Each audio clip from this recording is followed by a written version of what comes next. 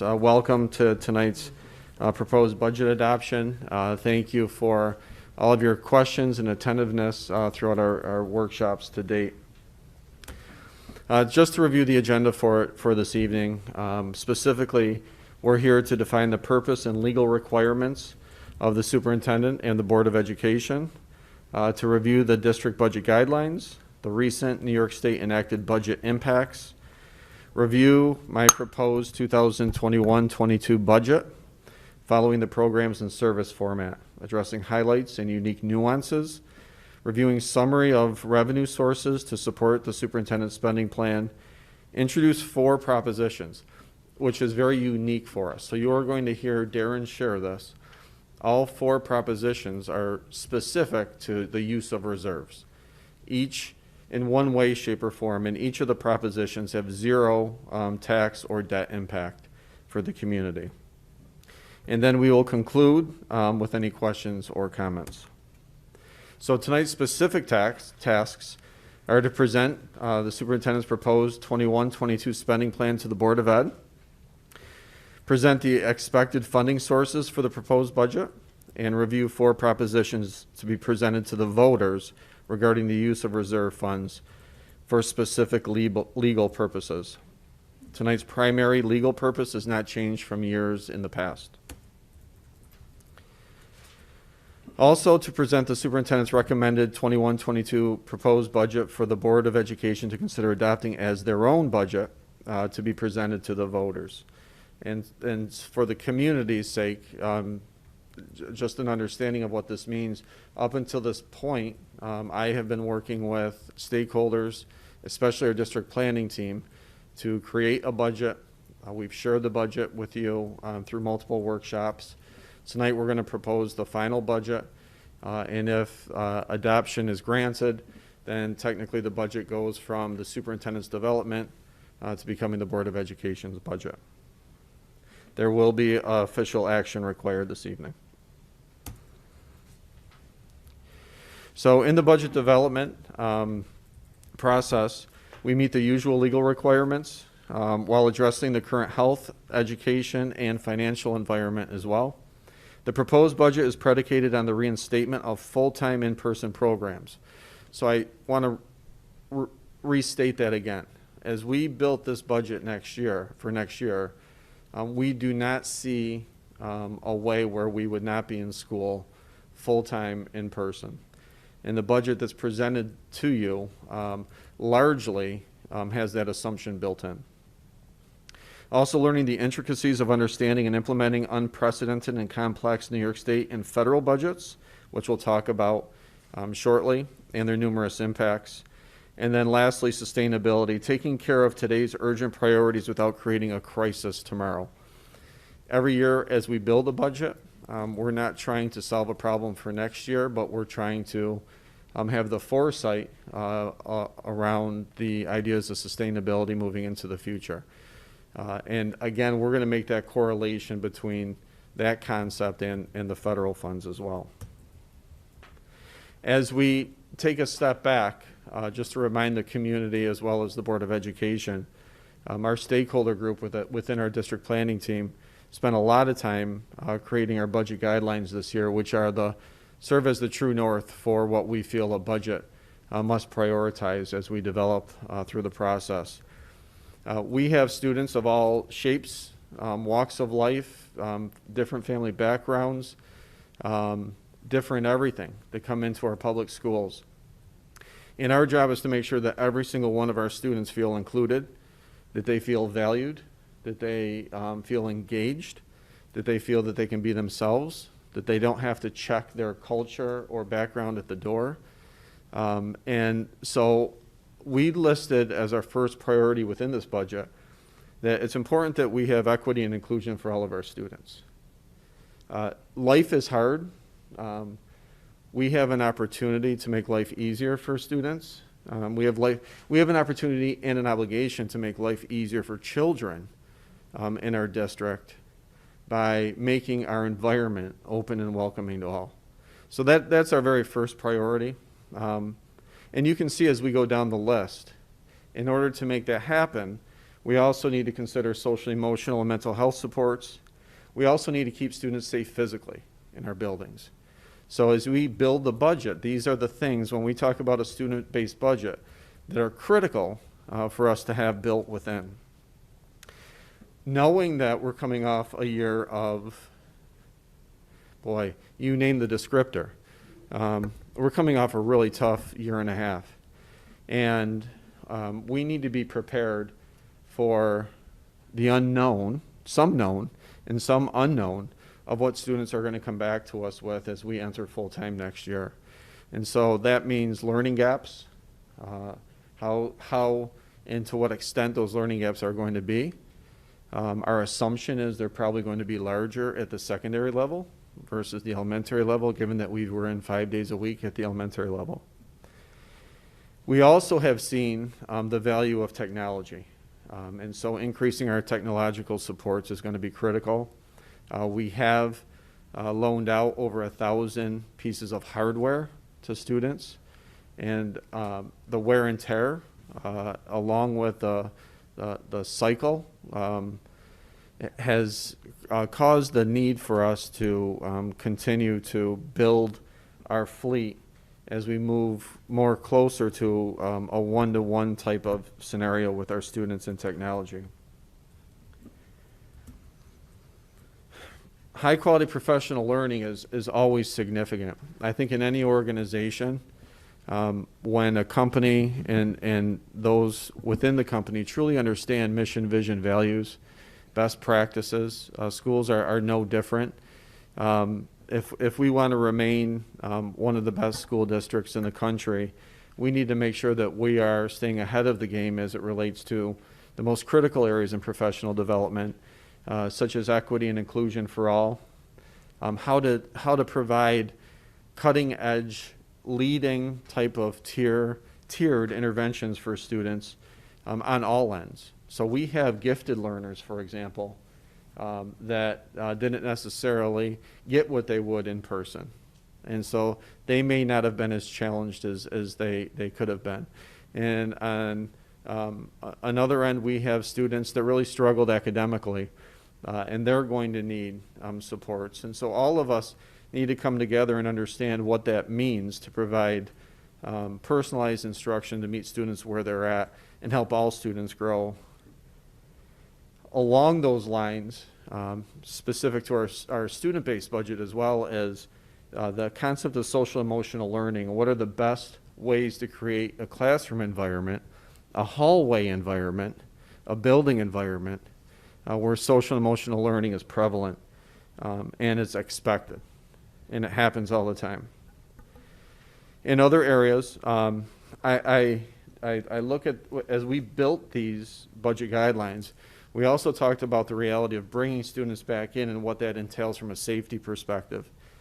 We haven't had to necessarily talk about a physical safety plan perspective, but we're planning back to where we were pre-pandemic and thinking about our processes, our drills, some of the cutting-edge technology we had in place just about to kick off prior to the pandemic. And then bringing back that concept of professional learning communities, and we heard Melissa share a little bit about that at Mendon High School tonight. The power of educators coming together to discuss their craft and best practices and sharing that, so that regardless of the teacher that you have, your child is in front of a teacher, an educator, that's able to provide the highest quality of instruction possible. Continuing with our budget guidelines, we also know that we have to balance the investment in education with sensitivity to limited community resources. The first thing that we shared is that we are not going to exceed the tax cap. So tonight what you're going to hear is that our tax cap is actually under 2% by formula. And so we are going to stay within that tax cap. We are also opening schools fully without temporary learning models. And I'm not sure if there's going to be exceptions for a small portion of remote learning. That's to be seen. But the vast majority of our students are being planned for by us to come in full-time, 5 days a week, as it was pre-pandemic. And certainly balancing community expectations for services and programs with being cognizant of property values, income levels. You'll see a budget tonight with a tax cap that is 1.9. You're going to see a budget that is just over 2.5% increase from year to year. And I think what you'll see within our community is that our cap is on the low end, and our budget-to-budget increase is certainly at the low middle end. So as we take a step back and look at where we fall, I think that it's a budget that everyone should be proud of. We also understand that we need to maintain fiscal stability now and into the future through sustainable reserve accounts.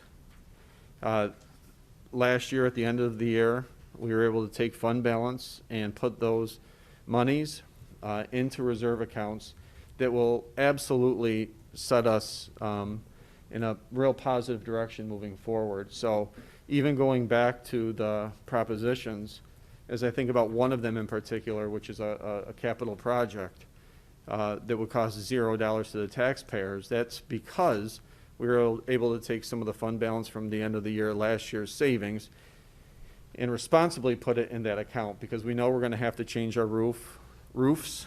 We know we're going to have to make improvements to our physical plant, especially given that we have so many buildings and square footage. We've also spent a lot of time this year, as we have consistently, with advocacy with legislators relative to appropriate levels of funding, which we're actually going to talk about in a second. So if I could, before I turn this over to our Assistant Superintendent, I want to thank Darren, who is our Assistant Superintendent for Business, and Leanne, who is our Director of Finance, for putting together not only this year's budget, but budgeting every year for the sake of sustainability and being very forward-thinking.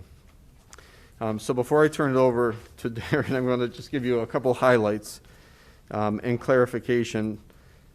So this year, a handful, and I don't want to give the specific number, but I believe it's less than 10 districts across New York State were considered below being funded at the 60% level. So for decades, I'm sorry, not decades, for the last 10 years, we have started the budget process sharing with the community how we are not being funded at an appropriate rate through the state specific to aid. We've gone to Albany. We've advocated every single year. Our board has been a huge part of that. Our parents and our staff have all done different types of advocacy to say, look at us. We are one of the lowest funded schools in the state. This year, for the first time in a really long time, the state looked at us, and they looked at us with a handful of others across the state, and they determined a minimum threshold. And they said this year, all schools at minimum have to be funded at 60% level. So to clarify that just for a second, when you read in the newspaper that New York State schools are fully funded, that's definitely not the case. You really have to read into this and do your research. So for us, prior to this year, I believe we're at 54% funded.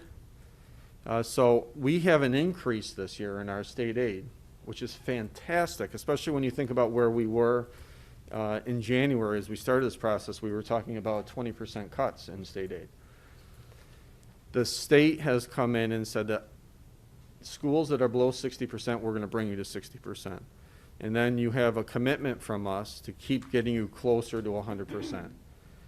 Now that's a commitment. It's not money in our hands, but to be fair, that's a wonderful thing. It's actually a beautiful, beautiful thing.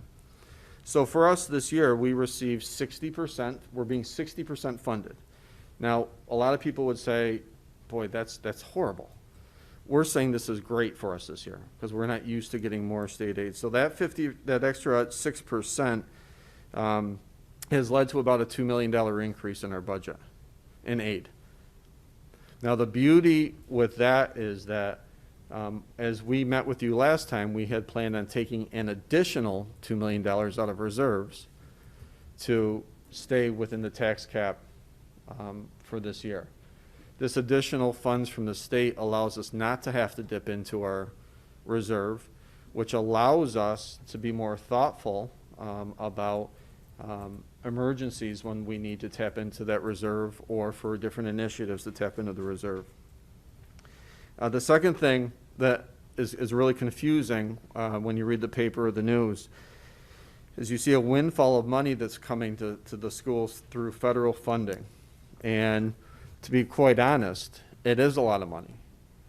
But the money from the federal funding is 100% separate from our budget adoption tonight. It's separate from the budget.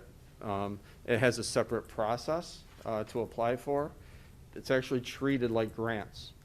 So when you hear of the $6.5-ish million that Pittsford is pledged to get from federal funds, it's separate from this evening.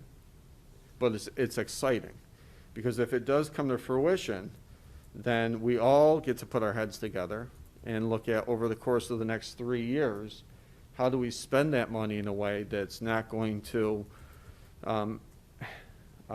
cause us concern for the future. So in other words, how do we look at this money as a stopgap from transitioning from COVID to post-COVID world? So again, when you hear about that windfall, it has to stay away from this budget process. We can't use the federal funds to decrease the levy, to decrease taxes. We can't do that. It's totally separate from there. So I just want to pause for a second and see if the board has any questions before I turn over to Darren, just around that comment of keeping the federal funds separate from the state funds. So Mike, can you just briefly describe the timeline and the process for the federal funds? It's evolving. Right. So what we know today. What we've been shared with so far is that there will be concrete guidance in a couple weeks. One of the things that we do believe to be true is that within the federal constraints is that there are specific areas that we need to target our funds towards. So it could be evidence-based learning gaps and how we're going to bring students back on scale for where they could have been pre-COVID.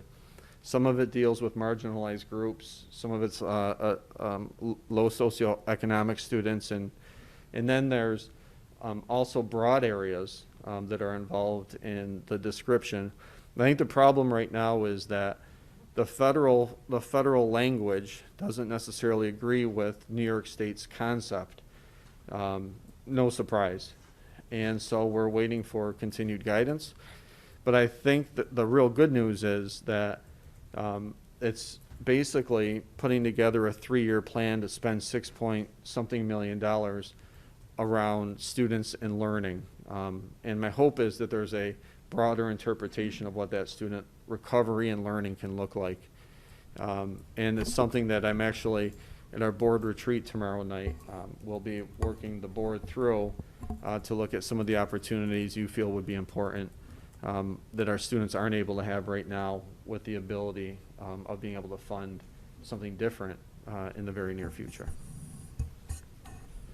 Mike, just to reaffirm and make sure I heard you correctly, but there's specific language and regulation on the federal dollars that makes it impossible for us to in any way reduce the tax levy and reduce the burden on our taxpayers on a dollar-for-dollar basis.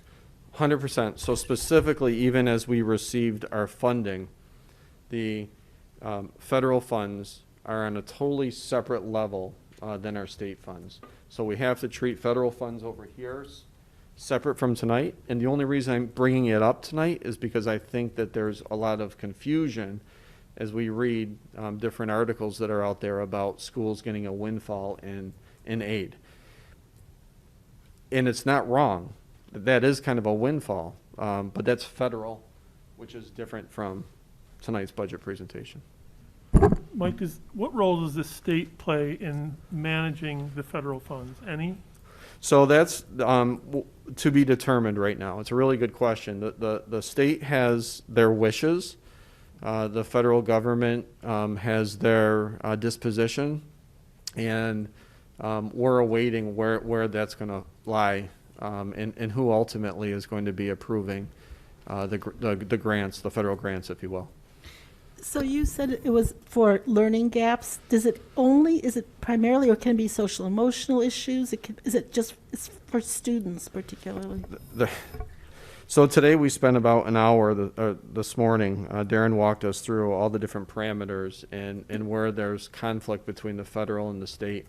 My sense is where we'll land is we'll have some discrepancy where we're able to use it for SEL, mental health, AIS, RTI.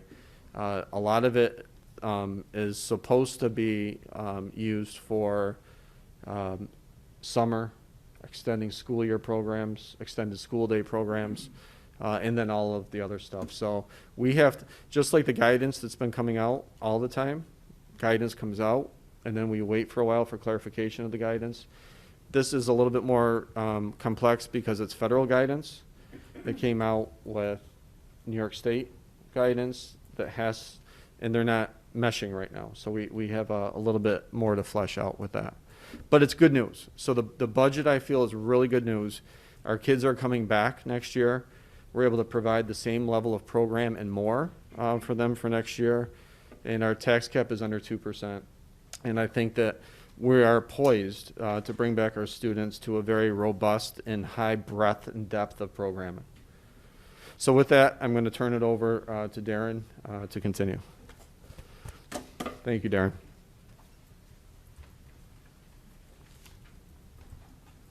Good evening. Normally we delve right straight into the appropriation side of the budget, but since state aid and the enacted state budget has been getting so much attention recently, we thought we would hit that first. And back in February when we were together for the work session number 1 is when we looked at the governor's proposal, and I thought maybe we'd look at a little contrast as far as what actually happened. But the high points from that point was the governor was expecting $6 billion from the federal government, and that was predicated, or that was the basis of the state aid runs that we received. However, he was hopeful to get $15 billion, and that's what he was pushing to get. Foundation aid formula was frozen again for the 11th year in a row, no increase. So a district like us that has very small, if any, enrollment decrease compared to some other districts around us that have substantial decrease, the foundation aid per pupil for them was actually going up, where for us it was staying the same. The governor recommended services aid, which was the 13 various forms of formula aid or expense-driven aids to be combined into one, and then he wanted to reduce them by a factor.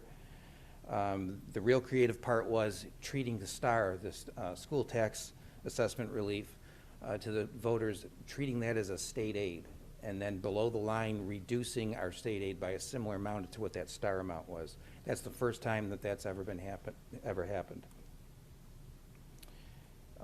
So we were preparing for a couple of different scenarios, and what you saw is we had anywhere from a $300,000 decrease in total state aid up to, or I'm sorry, $300,000 increase up to a $4.6 million decrease in state aid if the stimulus money did not materialize. So let's fast forward to today, what actually happened. The governor got close to what he wanted, $12.6 billion in federal money. However, there's a lot of caveats and strings attached to that, so they couldn't actually do everything with it they wanted to. They couldn't pull money out of the state aid formula and just plug this in its place like they did last year with the CARES money. Foundation aid, as Mike said, was 3 different areas that you could fall into. We fell into the bucket of being under the 60%. So the legislature wanted us to get to that 60% margin. with a promise over the next 3 years to get us up to 100%. When I say that, that's important that you realize that's on annual foundation aid funding, not all the money in arrears from in the past. We're one of 8 districts in the state that fell into that category.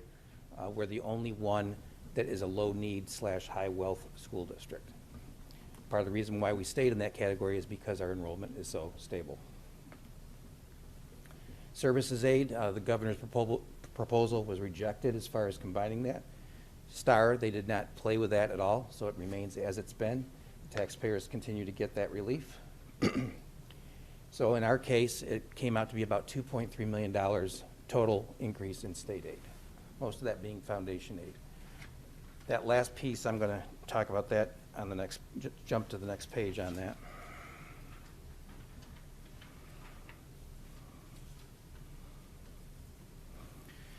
So this page gives you basically a print screen of what we receive when we get our state aid runs. It's ugly. It would make more sense if they put the 2 years next to each other so you could see what the changes are, but they do it vertically. They've done it this way since 1987. Don't ask me how I know that. Without the mask, I look much younger. But up at the top there, you see where it shows when they took the data from most of these forms of aid. Some of these forms of aid, they took the information from earlier databases. So they're always predicating it based on certain estimates. We'll talk about that a little bit more later. If you notice the top portion there, that's what the aid we received for the current year. And you can see where they took out the pandemic adjustment, the $194,000, but they're not showing the CARES money coming back in. So right away, we're not necessarily comparing apples to apples here. UPK, the legislature is doing a big push on certain school districts going to full-day universal pre-kindergarten for 4-year-olds, full day being the key word there. A lot of schools, or some schools like us, do not have a UPK program. We don't fall into that category, and even if we did, this should not be in the state aid run. That should be treated like a grant and be in the special aid fund. So every school throughout the state, even if they're going to use those funds, have to pull it out and treat it differently. So you get to towards the bottom there and you see the percentages of increase, et cetera. And then at the very bottom I have highlighted in red, that's where the federal stimulus money comes into play. So the CRRSA, that's what happened back in December 2020. And then the American Rescue Plan, which happened in March of 2021. Those numbers, and as soon as we got the state aid, we received letters from SED, the comptroller, and U.S. Department of Education saying that that money has to be treated like a grant in the special aid fund and it has to be used over the next 3 years.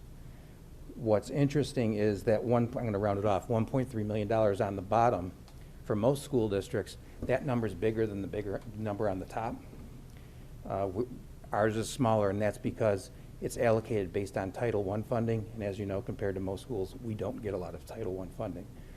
That's the number that is tied very closely to extended school day, summer programs. The state has a set of formulas for how much you have to spend in each year, a minimum amount, how much you need to spend in certain areas. However, the federal government is saying, we never said that, you can't do that. So we have to wait a couple of weeks to get that ironed out.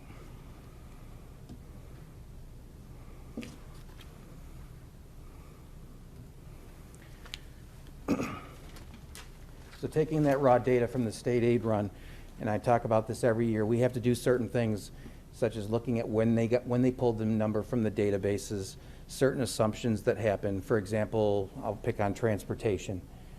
They'll look at what we budgeted for a year ago, and they'll assume that we're going to spend every penny of that, and they base the aid estimate based on that. We try hard not to spend every penny of that money, and especially this year with the pandemic, and we're not doing, for example, as many athletic runs and things of that nature. We know we're not going to spend every penny of that. This is part of how the state builds up their reserves and fund balance, because they estimate statewide they're going to pay more aid than they actually are.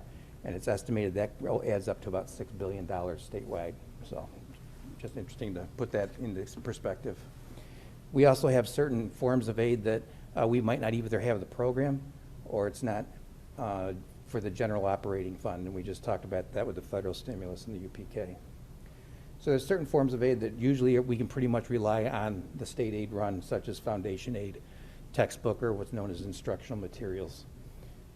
The ones that require a lot of scrutiny are things like building aid, and we get our financial advisor involved, the company that helps us do the borrowings, et cetera, to make sure the state's looking at the correct borrowing schedules and the assumed amortization, transportation, as I just talked about, BOCES, et cetera.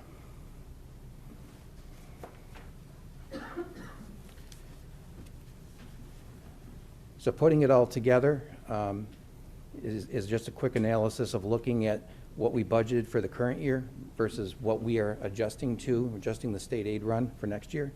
Foundation aid, we did reduce that a little bit because when you have students that either go to Batavia School for the Blind or the School for the Deaf, State School for the Deaf, what happens is part of your foundation aid gets withheld and that school gets the foundation aid for that student. So for the services, we reduced that slightly. Full-day kindergarten, if you recall, there was a 3-year phase-out when we went to full-day K. We do not get that anymore, so that went to 0. BOCES aid, we adjusted based on actual expenditures and what we're projecting this year. The state estimated high on excess cost aid or special education, and that's because they looked at the previous year. Our excess cost threshold went up this year, as well as less students, so therefore that was overfunded and through the line. Same thing for transportation, excuse me. Building aid, that you should see a decrease there because and you'll see a little bit later when we talk about our debt service. The energy performance contract bond, we paid that off this year. So that also brings the building aid down. However, if you recall, with BOCES doing their capital project, that gets put into there, so it helped keep the state aid level. And that's part of what we planned for last year and tried to keep that level debt concept.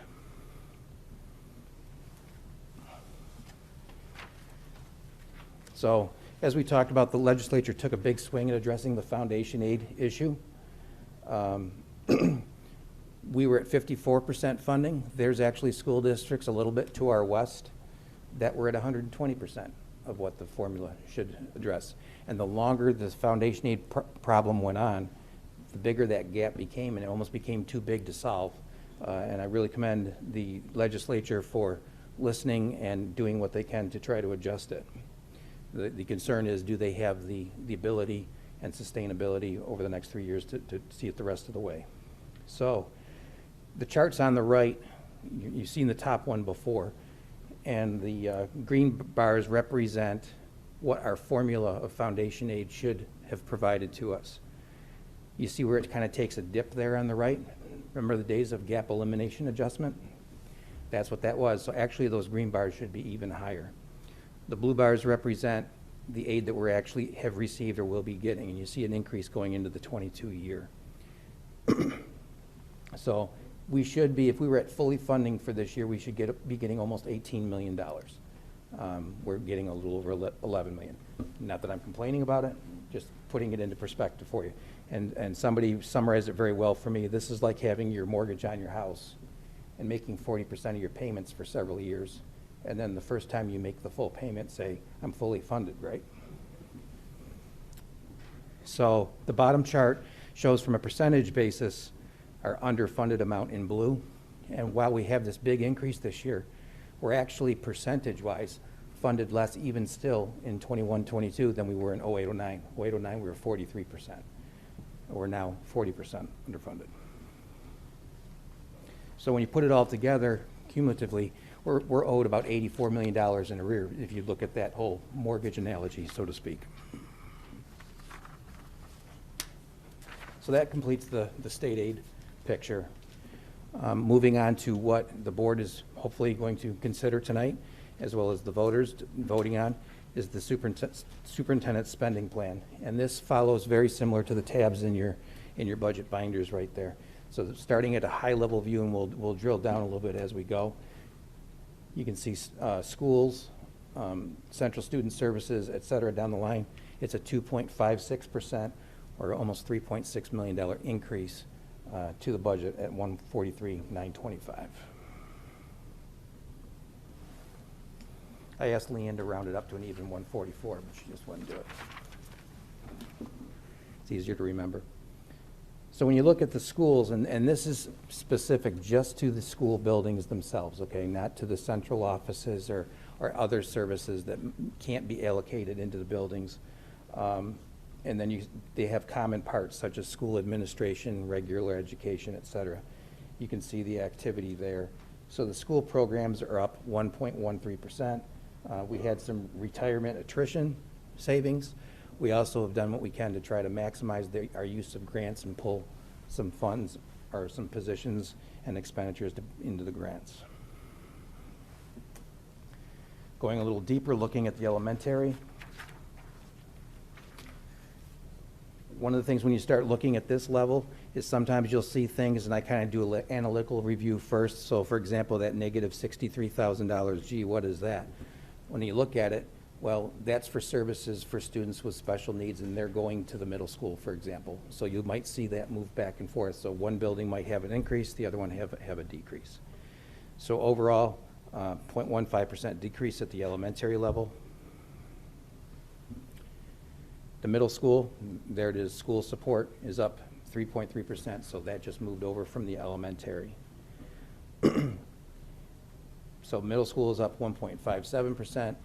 The buildings and Dr. Von Brogan and other departments have done a lot of work to also address various initiatives within the budgets. High school is a 2% increase.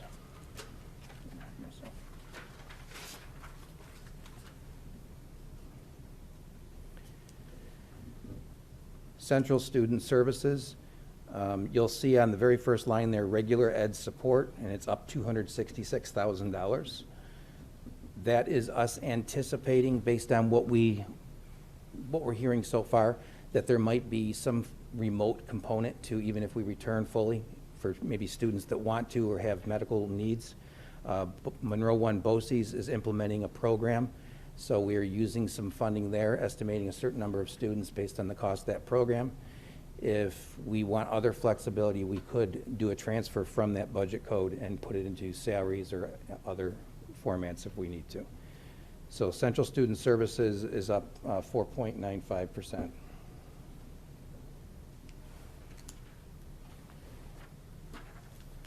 Instructional Services. This is the Office of Curriculum and Standards Leaders, Pupil Personnel, the office itself, not the component that's in the buildings. Instructional Technology and the data team. Overall, 0.38% decrease to that budget. Again, part of that is taking certain positions such as behavior specialists and reallocating them to things like grants. Support Services, which is the business office. Security, maintenance, operations and maintenance, technology for the infrastructure for the district, and pupil transportation. Overall, 1.13% increase. I'm going to do another shameless plug. If anybody wants to be a bus driver, let us know. Central Administration, which is the Board of Education, also legal. The Superintendent's Office, and you see an increase there of $50,000. That is for the initiative for cultural competency and the supports, as well as the BOCES service, which is Tasha. So a little bit of an increase to that area. We have those kind of funds throughout the budget and in the buildings. However, this is a centralized code that's under the superintendent's control to basically run kind of like an internal grant process to help people out with certain initiatives. Undistributed, or some people call it unallocated. These are the things that support the entire district. So for example, debt service on our capital projects. It's up $821,000. That's for the BOCES capital project.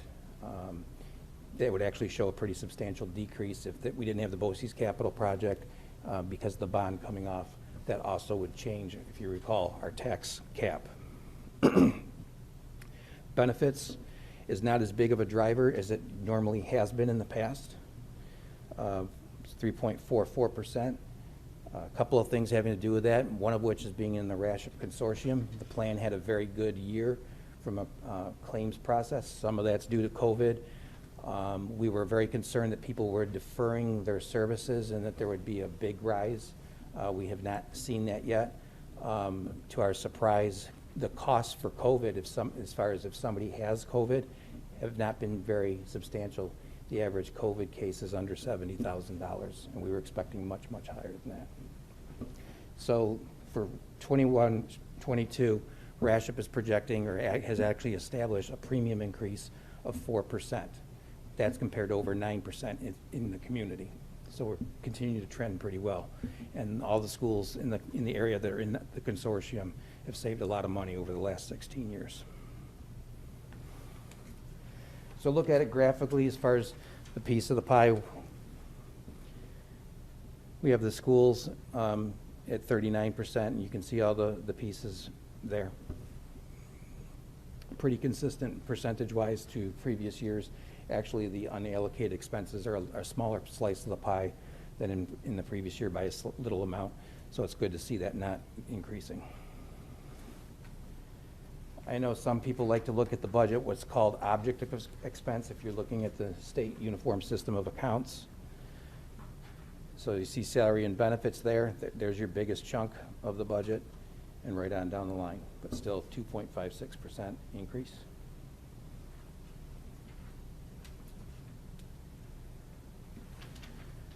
Just a graphical representation. So 77% of our budget is salary and benefits, and that's a very similar percentage to what the support for our budget is as far as being property taxes. And what's good to know is that salary and benefits, that's actually come down slightly, about 0.5% lower than what it was last year.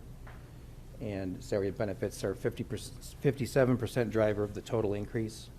Most years it's more like in the 70 to 80% range.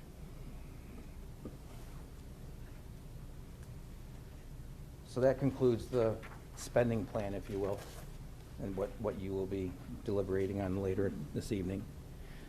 As far as how to pay for it all, putting it all together, we've already talked about state aid, so there's the $25.4 million for state aid, a $2.1 million increase. Our federal funds, remember the stimulus money cannot be in the general fund budget. However, we do have to account for what they did last year, so that's why you see the 194, 594 decrease. Our sales tax, kind of a good news area.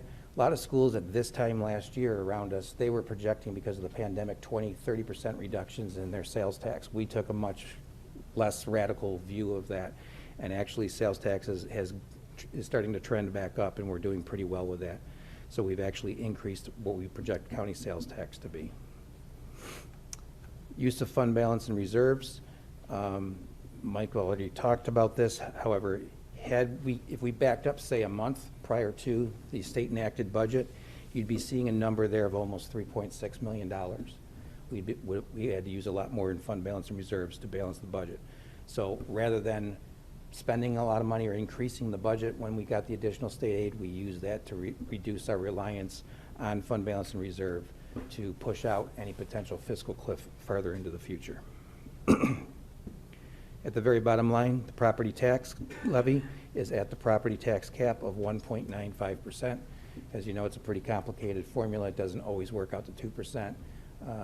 From talking to my colleagues around, I think there's one district that's over 5% right now is what their calculation came out to be, and there's another one that's flirting with being a negative number.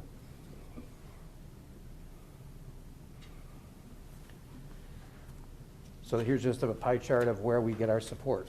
So 76% is tax levy. That has stayed pretty steady. What's nice to see is the state aid is actually up a couple of percent to 18% of our support is from state aid.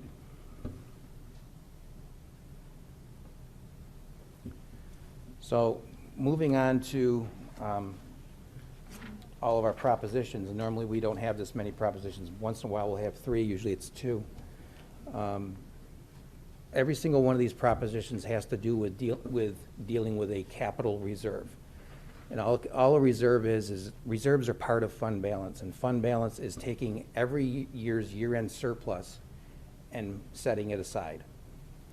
Reserves are a savings account. We're allowed by law to have certain types of reserves. Capital reserve is one of them. And we put that money aside for specific purposes, and the voters have to approve that, and you'll see that in a few minutes. So because of that, when we do a capital project, buy buses, et cetera, we do not have to ask the voters to levy an additional tax, or can we go out and borrow? There's a lot of school districts right now for their buses, for example, they're doing just that. If the voters approve that bus purchase, they're actually increasing the tax levy, or they're issuing debt. So we have 4 propositions. One is the bus purchase, and we'll go into detail in a few minutes here on these. You've seen that every year for the last several years. We're proposing a small capital reserve, or capital project, excuse me. And then we are requesting to renew the capital reserve because it's at its end of life, and we've already put in the max amount we can put into it. So the timing worked out perfect. But it's time to re-up it so we can have that benefit into the future. And then also to support the one-to-one technology initiative is the use of the technology reserve. So very similar to what you've seen in the past. We're requesting to replace 12 school buses. 6 of them are large 66 passenger, and then we have 6 smaller buses. They're all unleaded fuel. They're not diesel fuel. We've made that conversion a few years ago, and we upgraded our fuel farm last year for that. So we're asking the voters to take $1.3, almost $1.4 million out of the reserve for the purchase of buses. And then as those buses generate state aid or transportation aid, approximately $930,000, we want to put that money back into the reserve. And so far, every year we have done that. So this is just the language that you'll see on the ballot and also in the newsletter, et cetera. Again, we are not asking to levy additional tax or take on debt to do this.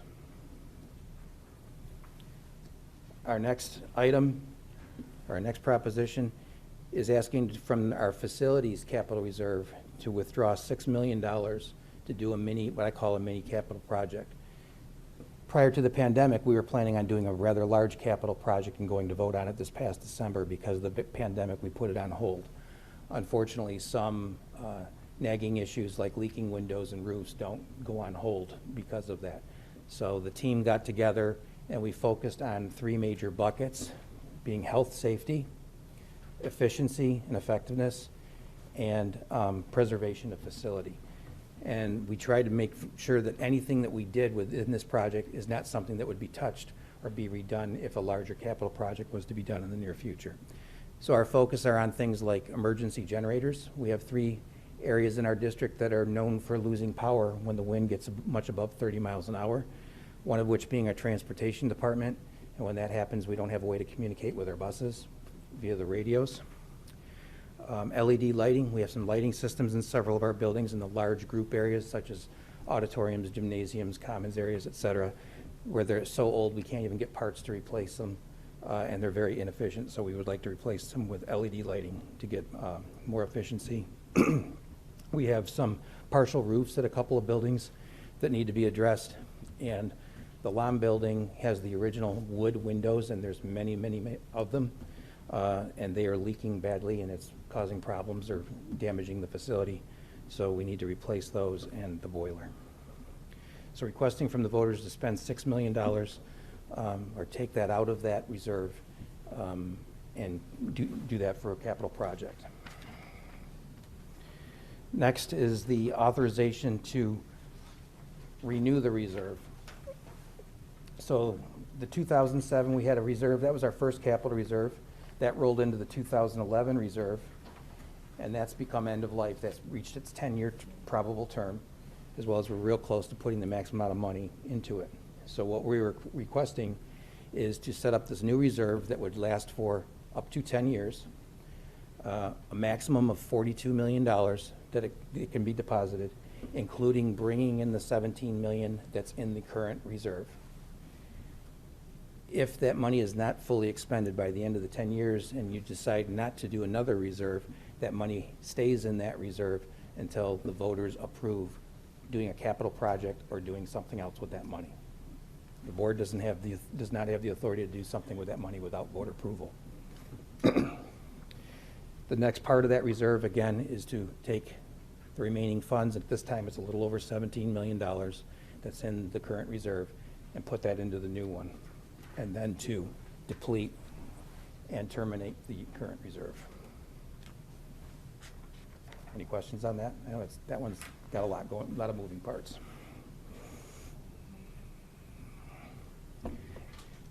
Lastly, proposition number 4 is to asking to take money out of the instructional technology capital reserve. Matt and his team and Dr. Kimmer have done a lot of work looking at what would be needed to further our one-to-one initiative. In essence, we've kind of done that to a certain extent with the pandemic, so to try to see this the rest of the way and target certain grade levels, $875,000 to get additional technology for that purpose, as well as, you heard earlier, replace the additional wear and tear on the equipment that's out there right now.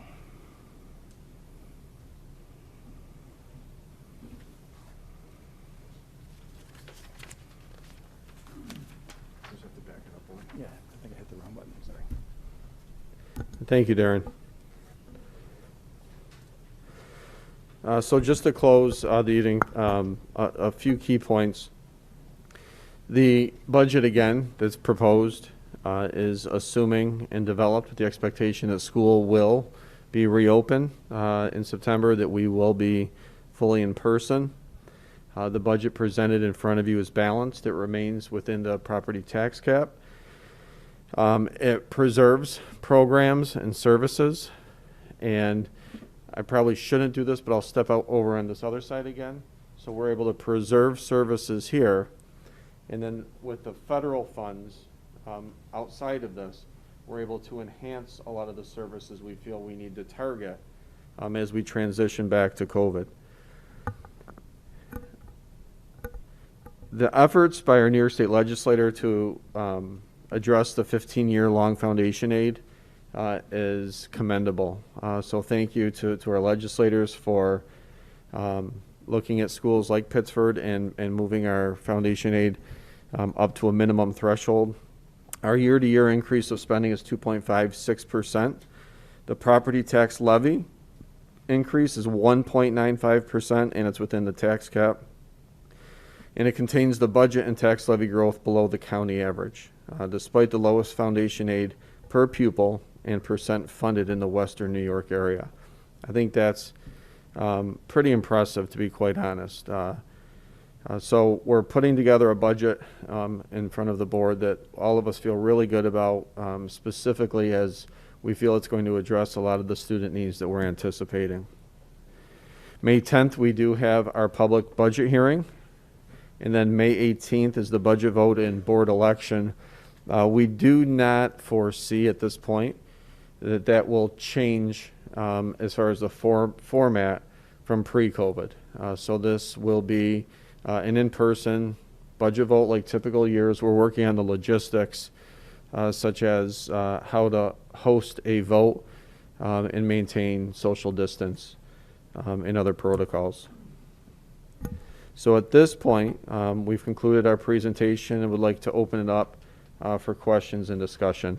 I want to thank you all for your time and for your involvement throughout the process. Thank you.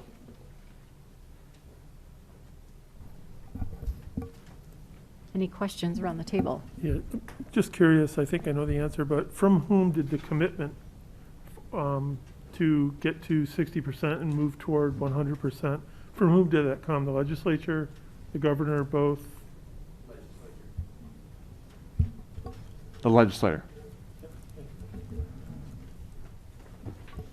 This is a tiny little thing, but I'm just curious what the increase in the Board of Education budget is, because the highlight is that it's discontinuance of the New York State School Boards Association.